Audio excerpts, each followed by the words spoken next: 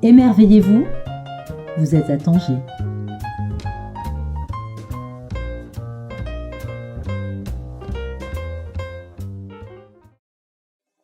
Bonjour à toutes et à tous. En ce dimanche matin, nous avons l'honneur d'accueillir dans les locaux de la librairie Galerie Les Insolites Abdel de Bruxelles. C'est son surnom, Abdel de Bruxelles, c'est son nom d'artiste. Abdel, bonjour. Bonjour Stéphanie, bonjour Franck. Oui, on a toujours Franck, on oublie souvent Franck, mais c'est Franck qui est aux manettes et au micro et à la technique. On va parler aujourd'hui Matisse, on va parler Tanger sous la pluie, c'est le nom de la bande dessinée que tu as réalisée avec Fabien Groslo à la mise en scène, à la scénographie, à l'écriture, je ne sais pas comment on dit exactement, au scénario.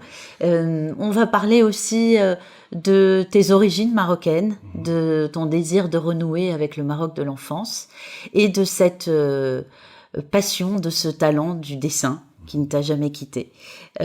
Alors, tu as sorti en 2022 Tanger sous la pluie. Tout à fait, en janvier, oui. Voilà, en janvier, donc ça fait un peu plus d'un an maintenant.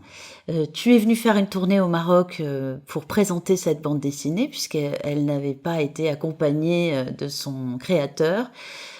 Qu'est-ce qui a fait, à quel moment tu as eu envie de raconter en images, avec Fabien Groslo au scénario, l'histoire de Henri Matisse quand il vient pour la première fois en 1912, donc quasiment 110 ans auparavant, à Tanger? Pourquoi ? Alors, tout d'abord, je voulais simplement dire bonjour à tous les auditeurs, remercier le FICAM, Mohamed Beyoud, pour son invitation, les instituts français, évidemment, donc de Meknes, Kenitra, Tétouan, Tanger, et évidemment la librairie des Insolites. Voilà pour votre accueil à tous. Ça a été vraiment une tournée d'une semaine, 10 jours, même vraiment très intense, et j'ai pris beaucoup de plaisir. Donc ça, c'est déjà une première chose, c'était important de le dire.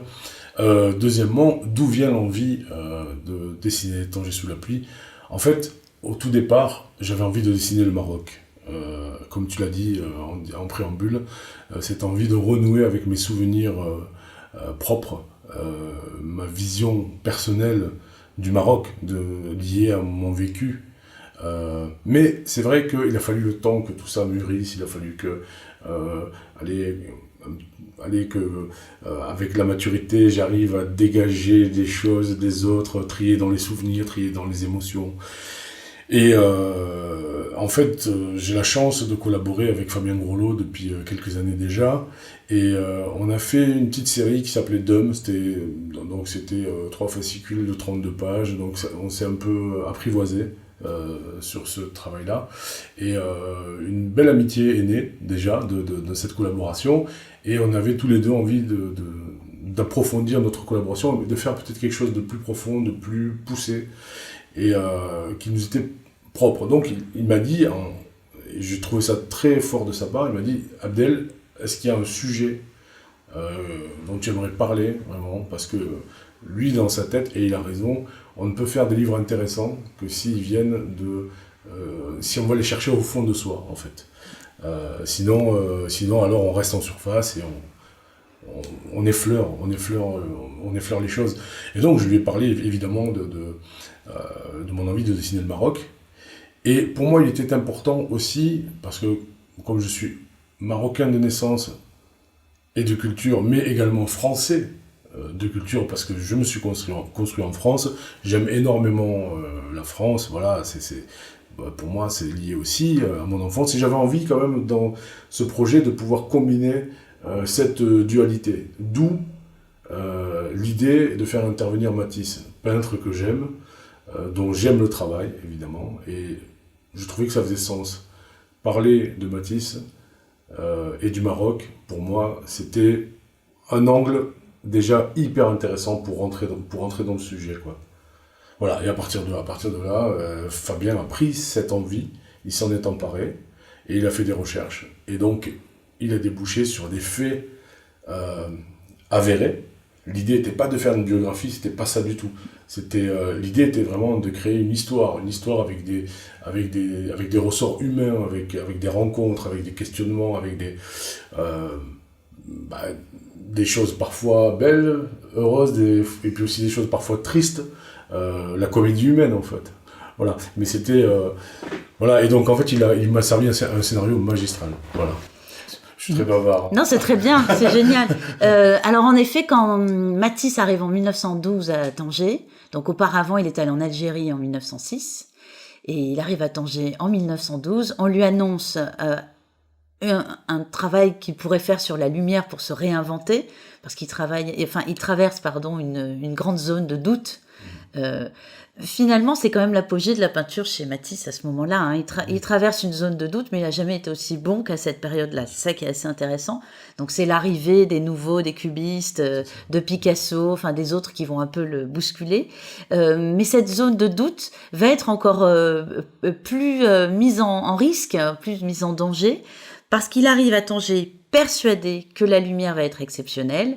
Et il arrive à un moment où il va pleuvoir pendant des jours et des jours. Il va rester enfermé dans cette fameuse chambre 35 de la Villa de France, donc qui est un hôtel. Et il va continuer à traverser une sorte de crise existentielle. On n'en dit pas plus. On va essayer de garder quand même beaucoup de mystère. Est-ce que Abdel de Bruxelles, il connaît alors sans être peut-être à l'apogée du travail de Matisse, mais est-ce que Abdel, toi, tu as connu aussi ces périodes de doute? Parce que choisir de vivre à travers sa plume, c'est quand même une aventure complexe. Est-ce que tu connais cette traversée un peu du désert où on se sent seul, on est dans une sorte de mono-pensée pour son art? Est-ce que tu connais ces doutes-là? Oui, parce que c'est tout bonnement humain avant tout. Je veux dire, avant d'être un artiste, avant d'être quoi que ce soit d'autre, on est d'abord des êtres humains. Et je pense que un humain qui cherche à avancer, à progresser dans son existence, est quelqu'un qui est aussi en questionnement. Et donc le questionnement et le doute, c'est un moteur, mais ça peut aussi être à d'autres moments vraiment une épreuve en fait. Mais je crois qu'il y a un phénomène de balancier, c'est-à-dire on n'a jamais trouvé le Graal, on n'a jamais trouvé la solution, on n'a jamais trouvé, on est en recherche perpétuelle. Et oui, ça m'est arrivé dans mon travail des fois d'avoir envie de tout envoyer valser, de faire autre chose. Enfin, évidemment, parce que vivre, c'est un combat en fait. Donc et surtout en fait pour un personnage comme Henri Matisse, ce sont des gens, au plus on monte, au plus on est une figure, et au plus on cristallise des fantasmes, on nous octroie un rôle, enfin je parle pour lui, pas pour moi, parce que moi je n'en suis pas là, et je veux pas ça non plus, mais bon, on devient un symbole, et donc du coup, il y a une pression telle qui fait qu'effectivement, on ne s'appartient plus en quelque sorte, et il faut faire attention à ça. Faire attention à ça parce qu'on peut se perdre, beaucoup se perdent. C'est très compliqué de garder la tête froide et d'avancer. Oui, mais voilà, moi je crois que pour revenir à ta question, je pense que le doute, c'est quelque chose qui habite l'être humain, c'est inhérent au progrès, à l'avancée, au questionnement, à la réflexion. Il est très sain quand il est un moteur. Et puis, il devient un peu toxique si vraiment il prend le dessus sur tout le reste, en fait. Voilà. Alors, des fois, on arrive à en sortir et ça donne des choses magnifiques parce que après cette crise, il en a eu d'autres, hein, évidemment. Oui, il en a eu beaucoup dans sa vie, Matisse. Il a beaucoup galéré aussi. Hein. Oui. Il vient d'une famille assez aisée, mais lui, il a fait ce choix un peu bohème d'aller vers une filière qui rapporte pas d'argent, pendant longtemps en tout cas. Donc il vient à Tanger avec Amélie, c'est sa femme, et elle l'a beaucoup aidé, elle a fait beaucoup pour lui en fait. Hein. Ils ont beaucoup vécu dans cette bohème très symptomatique des artistes de cette époque. Et ce qui est intéressant, c'est qu'on le voit ça dans la bande dessinée. Vous n'avez pas occulté tout ça. Vous n'occultez jamais les travers un peu monomaniaques d'Henri Matisse dans cette espèce d'obsession de la peinture, en fait, qui est assez incroyable. Oui, c'est-à-dire que le travail de Fabien est très axé sur l'humain, sur les interactions humaines, et je trouve qu'il a un talent pour observer l'âme humaine et les travers de l'âme humaine, mais aussi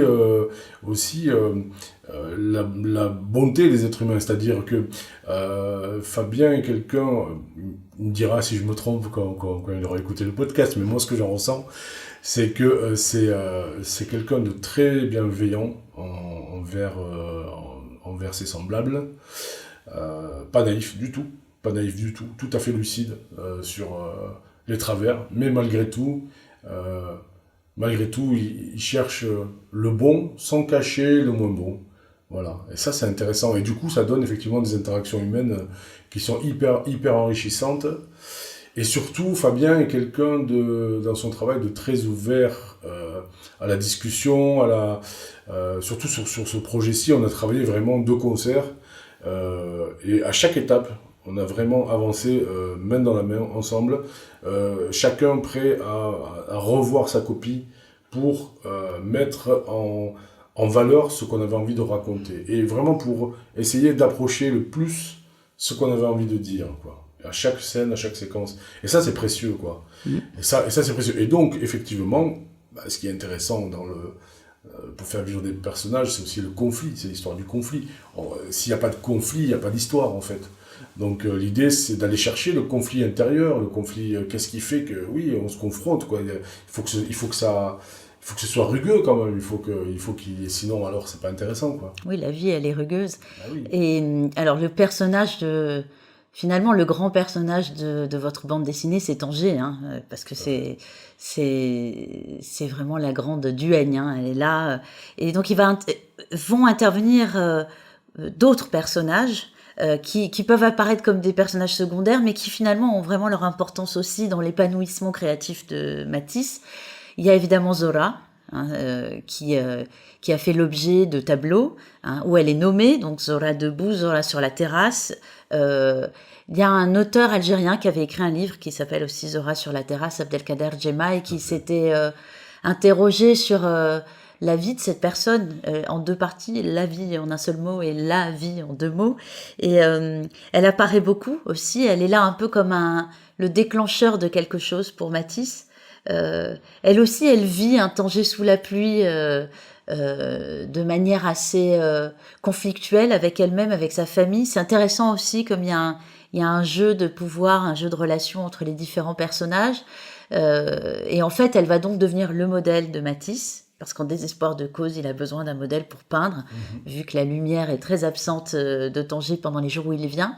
Et même si au départ il la prend un peu pour un modèle, comme il peint des vases ou des fleurs, il va finir, en tout cas dans le livre, vous créer une forme de tension dramatique où, telle Scheherazade, je n'arrive pas à le dire ce matin, elle va créer une sorte de tension, de suspense, où pendant qu'elle pose, elle lui raconte une histoire, une sorte de conte, non pas des 1001 nuits, mais d'une nuit finalement. Et j'ai trouvé ça très intéressant parce que, en effet, ça dépasse le simple cadre biographique ou historique de Tanger. Et je trouve que c'est là aussi qu'il y a votre patte, il y a votre touche à tous les deux. Comment vous avez fait pour aller chercher Zora? Zora, des peintres, il y a Sir John Lavery, il y a Ben Ali Bati, que je me trompe toujours. Donc, on a compris plus ou moins qu'ils se sont peut-être pas vraiment rencontrés dans la vraie vie, parce que ça laisse assez peu de temps. Oui, tout à fait. Et à quel moment vous vous êtes dit on va jouer avec les faits et on va en rajouter? Ça, c'est le travail de Fabien, hein. C'est-à-dire que Fabien, justement, c'est ce que j'expliquais tout à l'heure, ce qu'il aime mettre en avant, ce sont les relations humaines, et créer comme ça trouver des systèmes, j'aime pas trop ce mot, mais des procédés narratifs qui vont pouvoir lui permettre d'aborder certains thèmes, certaines confrontations, certaines manières de voir les choses. Et c'est vrai que moi je trouve ça génial quand il fait se rencontrer Matisse et le peintre Ben Ali Rabaté, et que tous les deux parlent simplement de leur conception de la peinture, de l'art. C'est intéressant parce que même si cette rencontre n'a sans doute jamais eu lieu, c'est une invention de la part de Fabien, eh bien quand même ça permet de pouvoir confronter les points de vue et encore une fois renforcer cette position de Matisse, l'occidental, et justement, comme tu disais tout à l'heure, ce côté marocain avec Tanger tout d'abord, Zora évidemment, Amido, Hassan, Mohamed Ben Ali Rabaté, la mère Macrel, les autres filles, et tout ça contribue quelque part à donner un petit peu un spectre, des facettes multiples de ce que pouvait être le Maroc à cette époque-là. Tanger particulièrement. Tanger, effectivement. Parce qu'il y avait une vraie particularité de la ville de Tanger. On va revenir à toi. à ta pratique du dessin. À quel moment, parce que tous les enfants dessinent finalement, à quel moment l'enfant Abdel, qui peut-être à l'époque n'était pas de Bruxelles, voilà. Ouais, c'était Abdel de Narbonne. Abdel de Narbonne. Et à quel moment l'enfant Abdel de Narbonne a vraiment décidé que, est-ce qu'on le décide d'ailleurs, mais tous les enfants dessinent. Et puis à un moment donné, certains enfants abandonnent cette pratique. Peut-être qu'ils deviennent d'autres enfants, d'autres styles d'enfants. On en a parlé hier. Je t'ai dit, moi, j'adorais dessiner. Et, j'ai eu le sentiment qu'une fois que j'ai appris les mots, j'arrivais à mieux dessiner ce que j'allais écrire que vraiment du dessin. Mais à quel moment on se dit, moi je vais faire du dessin et puis je vais y consacrer ma vie, je vais rester un enfant perpétuel? En fait, c'est un concours de circonstances souvent, c'est-à-dire que, je m'explique, donc depuis petit, évidemment, je dessine, j'ai toujours dessiné, et moi j'ai eu la chance d'avoir une grande sœur, en fait, lorsque mes parents quittent le Maroc, moi j'ai 6 mois, cette grande sœur, elle a 12 ans, je pense. Et en fait, donc on a 12 ans de différence, et en fait, elle dessinait aussi. Elle dessinait, mais vraiment comme ça, je veux dire de manière, allez, en dilettante. Mais moi, j'étais fasciné, à chaque fois, elle faisait des profils, et je trouve ça hyper beau. Et donc, du coup, j'ai commencé à dessiner un petit peu comme ça, en essayant de reproduire des dessins animés, je sais pas, des personnages du dessin animé de Goldorak, ce genre de choses. Et donc, d'une part, ma grande sœur a remarqué ça, elle m'a toujours encouragé, elle m'a toujours donné des crayons, des papiers, des stylos, elle m'a toujours fait dessiner. Elle me parlait énormément, elle m'a beaucoup stimulé, même en termes de vocabulaire, je me souviens qu'on avait un jeu, chaque jour, elle me disait, tiens, j'ai entendu un mot aujourd'hui, je ne sais pas ce que ça veut dire, tu sais ce que ça veut dire, toi? Et puis moi, je me faisais vraiment une fierté de pouvoir lui expliquer ce que voulait dire ce mot, lui donner une définition. Et donc, on avait des jeux comme ça où elle me stimulait beaucoup. Donc ça, déjà, je la remercie beaucoup parce que je pense que si elle n'avait pas été là, ça aurait fait une grosse différence, déjà. Deuxième chose, lorsqu'on est petit, c'est très simple en fait. On essaie de trouver sa place. Donc il y avait le plus beau, il y avait le plus fort, il y avait le plus machin. Et puis moi, je me suis rendu compte que dessiner, ça me donnait une place. En fait, je veux dire, ça créait quelque chose avec les autres, en fait. Et puis il y avait ce côté magique de voir sur un papier des choses qui apparaissent et puis qui tout d'un coup commencent à signifier, puis commencent à raconter. J'ai toujours été émerveillé par ça. Et donc du coup, ça m'a donné cette place dans laquelle je me suis trouvé bien, en fait. Et j'ai découvert les bandes dessinées, évidemment. Parce que j'avais, dans l'immeuble où je vivais, on était une bande de gamins, et moi je faisais partie des plus jeunes, et il y avait des gamins qui avaient déjà 15-16 ans, qui eux lisaient tout ce qui venait des États-Unis, puis les petites BD de poche, les Blake, les En Piste, les machins, puis il y avait toutes les publications de comics, et en fait, alors, c'est une longue histoire. Moi, quand j'étais petit, pour aider mes parents, quand j'avais 9-10 ans, je travaillais sur les marchés, en fait, le week-end. On allait avec les copains. Je suivais les copains qui étaient plus âgés que moi, qui eux avaient déjà 15 ans, bossaient sur les marchés. Donc, je traînais avec eux et j'y allais. Et puis, voilà, je me débrouillais. Et alors, sur les marchés, il y avait une dame qui venait, qui vendait des livres, mais tout était des livres de seconde main. Donc, soit elle les vendait, soit elle reprenait des bouquins, elle les échangeait. Enfin, ouais, c'est génial. Comme ça. Et nous, en fait, elle a compris que, bon, on n'avait pas des parents qui roulaient sur l'or, mais qu'on avait un réel intérêt pour la bande dessinée. Et donc, on avait accès à cette bibliothèque ambulante, voilà, où on venait, on échangeait nos livres, on pouvait en acheter pour pas cher. Et donc, c'était déjà très présent dès le début, quoi. Et alors, simplement, qu'est-ce qui fait que je l'ai développé vraiment sérieusement? Alors ça, honnêtement, je remercie un prof bien plus tard, quand j'avais 14-15 ans, qui lui a vraiment œuvré pour que je prenne conscience que ça pouvait passer d'un hobby à quelque chose de vrai, quelque chose de concret, un métier, quoi. Voilà. C'est génial, hein. Un prof que j'ai appelé il y a 2 ans pour le remercier. Je l'ai appelé par téléphone, parce qu'il habite toujours dans le sud de la France, c'est Monsieur Courent, qui était prof d'espagnol et d'occitan, qui faisait du miel, qui était apiculteur. Ah, alors, c'est génial. Il était génial. C'est un vrai poète, alors. Ah, il était génial. Et alors, il faisait ses cours sur des polycopiés, ouais. Des cours d'occitan et d'espagnol, et il me demandait alors c'était souvent des dialogues, pour justement pour qu'on puisse apprendre les dialogues et le vocabulaire. Et alors, il me demandait de faire des illustrations. Voilà. Alors, c'était hyper valorisant, évidemment. Ah, c'est génial. Ouais. Ouais. Ça ne peut que t'obliger à être bon en catalan. Voilà. On arrive à la fin de notre épisode. Merci beaucoup, Abdel, Moi, je te souhaite un très beau succès avec cette bande dessinée parce que, alors déjà, à la librairie, elle a beaucoup plu. Moi, je l'ai adorée, hein, tu le sais, puisqu'on est en contact depuis pas mal de mois maintenant. Et il y a une suite dans quelques temps. Oui. Ce sera pas Tanger sous le soleil, etc. C'est la suite de Matisse. Oui. Parce que Matisse, je pense quand même qu'il a été à la charnière de quelque chose entre le classicisme qui était encore l'impressionnisme et la modernité. Voilà, il est vraiment pour moi une sorte de cheville qui fait changer le regard sur la peinture. Bravo à toi. On salue Fabien Grelot qui n'est pas avec nous aussi. Tout à fait. Merci Franck et à bientôt.